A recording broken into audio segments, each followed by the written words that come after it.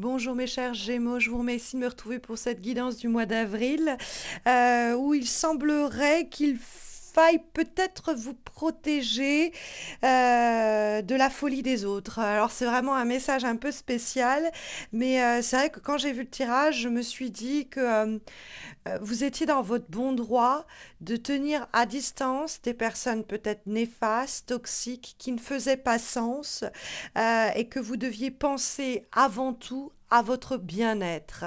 Parce que nous trouvons le 9 de bâton qui apparaît en guise d'éléments qui sont conseillés pour les semaines qui viennent.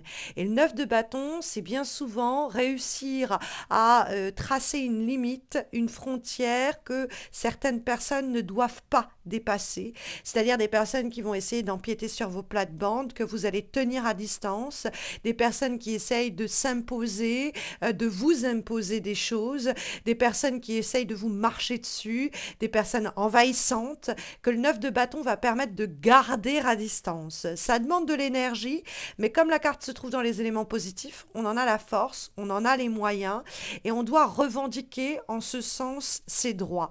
C'est-à-dire que si on est face à, par exemple, un ou une partenaire trop jaloux, jalouse, trop envahissante, qui va avoir son nez partout, pareil au boulot avec un boss, un collègue ou quoi, on a le droit, pour notre bien-être, de réclamer que la situation soit plus juste, plus équilibrée et d'imposer à l'autre des barrières que cette personne ne doit pas dépasser.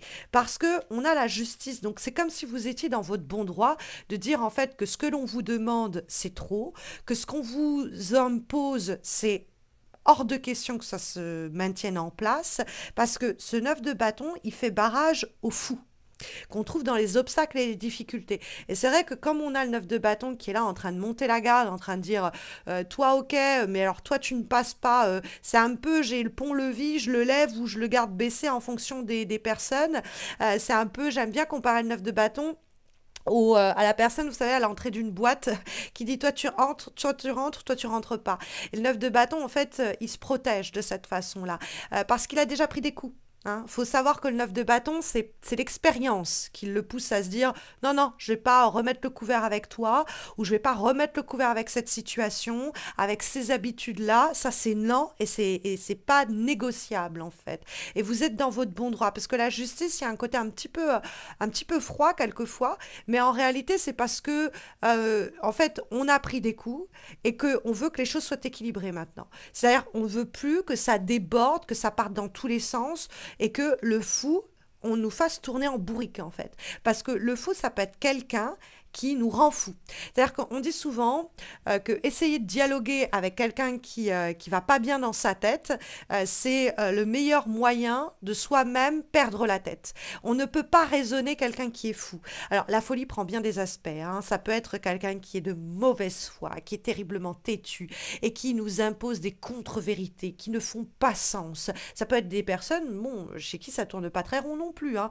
Le fou, des fois, ça peut nous parler de quelqu'un qui a des problèmes psychologiques et qui nous tire vers le fond avec. Hein.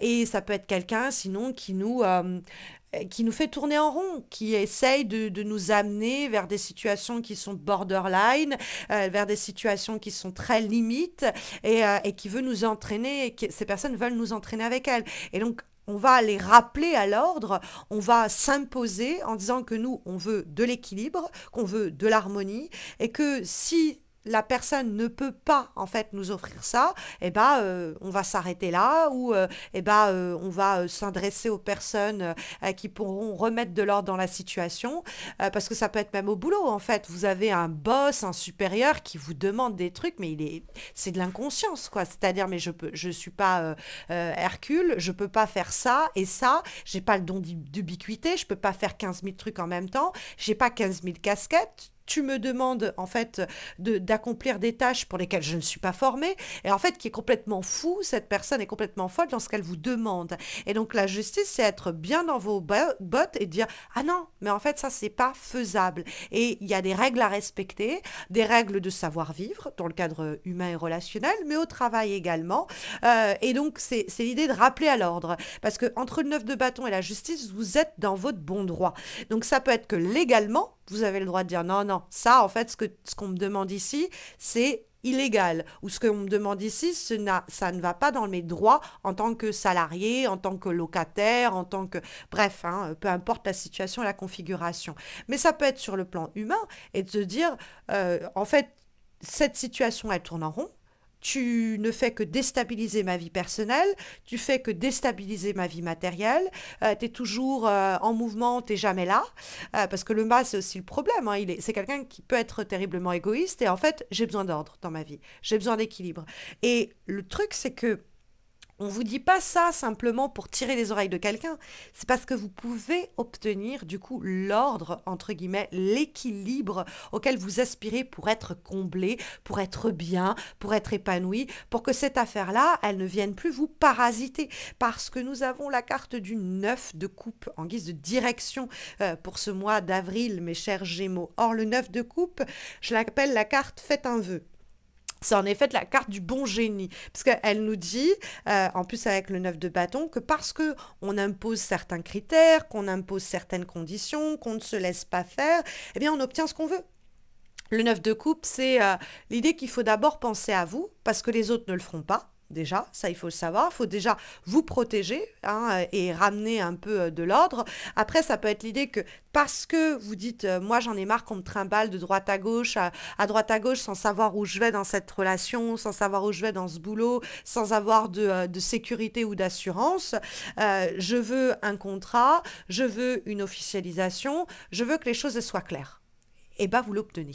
Le 9 de coupe, c'est vraiment cette idée que il y a quelque chose qui vous comble, quelque chose que vous avez été visiblement cherché.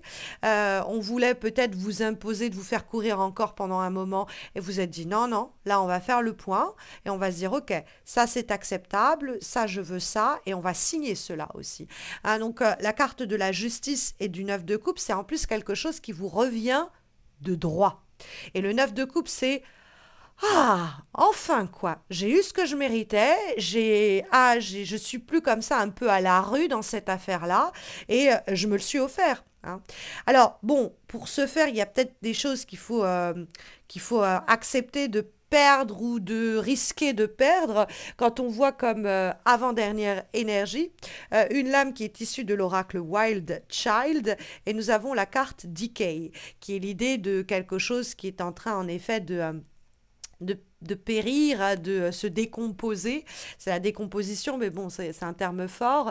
Parce qu'en fait, c'est l'idée qu'il y a quelque chose à propos de quoi on peut se lamenter, c'est vrai, bon, c'est terminé, on risque de perdre ceci, on risque de perdre cela. On pourrait être face à quelqu'un aussi qui se lamente de quelque chose qui se perd, mais en fait, ça fait de la place pour de la nouveauté. Il y a l'idée que vous avez dans cette idée de décomposition, l'idée de quelque chose qui est de toute façon en train de se dépouiller et de partir comme ça en poussière, mais que ça va nourrir un terreau fertile pour faire émerger, eh bien, comme vous pouvez le voir, de nouvelles fleurs, de nouvelles plantes. Donc il y a peut-être quelque chose qu'il faut laisser partir, il faut accepter que ce soit le prix à payer ou le prix à risquer, c'est-à-dire je prends des risques dans cette situation, le risque de perdre ceci ou de perdre cela, mais de toute façon ce n'est plus possible de tourner en rond comme on le fait, donc je prends ce risque-là, et en prenant ce risque-là, je fais naître de nouveaux possibles, je fais naître de nouvelles opportunités avec le 9 de coupe, je permets à que quelque chose qui me tienne terriblement à cœur s'accomplisse enfin. Nous avons comme dernière guidance un message presque d'alerte qui est délivré par l'oracle des sons de l'âme et nous avons signe d'urgence. Alors le signe d'urgence, c'est effectivement l'idée que vous allez recevoir au cours des semaines qui viennent quelques signaux qui vous disent attention, hein, des messages d'alerte, cette situation-là, elle prête à confusion, c'est une carte qui est associée à l'idée d'idiocratie. C'est-à-dire c'est des situations qui sont gouvernées par des abrutis, qui veulent nous rendre abrutis, et que on va pas se laisser avoir dans cette idiotie, et on va dire basta, en fait, moi je marche pas dans ce système-là. Et donc le fou, vos folies et vos idées stupides, vos mécanismes qui me rendent malheureux et nous rendent malheureuses, je ne les accepte pas. Hein, et je mets là-haut là. Là, il y a vraiment cette possibilité que de cette façon-là, je reprends le lead déjà, et puis je vois quelque chose qui me tenait à cœur enfin s'accomplir par ces actions que je mets en place. Donc protégez vos intérêts, défendez-vous, hein, c'est un petit peu l'idée que l'on reçoit ici de la guidance pour ce mois d'avril, mes chers Gémeaux. En sachant que si vous avez des questions sur le plan plus amoureux, affectif, j'ai réalisé des guidances amoureuses trimestrielles, justement sur avril, mai et juin, dont vous verrez la playlist apparaître dans quelques secondes en suggestion. Il y a aussi d'ailleurs les horoscopes annuels amoureux, dont vous verrez aussi la playlist apparaître dans quelques instants. Et puis, n'hésitez pas à liker cette vidéo, à laisser un commentaire pour me dire comment ça résonne et puis à vous abonner à ma chaîne si vous ne l'avez pas encore fait. Ça permettra de soutenir ces horoscopes, de soutenir ces guidances, de me motiver à poursuivre ce que je fais parce que cela me prend beaucoup de temps, beaucoup de ressources, de moyens et d'énergie et que le moindre des retours me motive à poursuivre et continuer ce que je fais depuis 8 ans déjà. Merci à vous et puis à bientôt je l'espère mes chers Gémeaux. De très belles semaines à vous.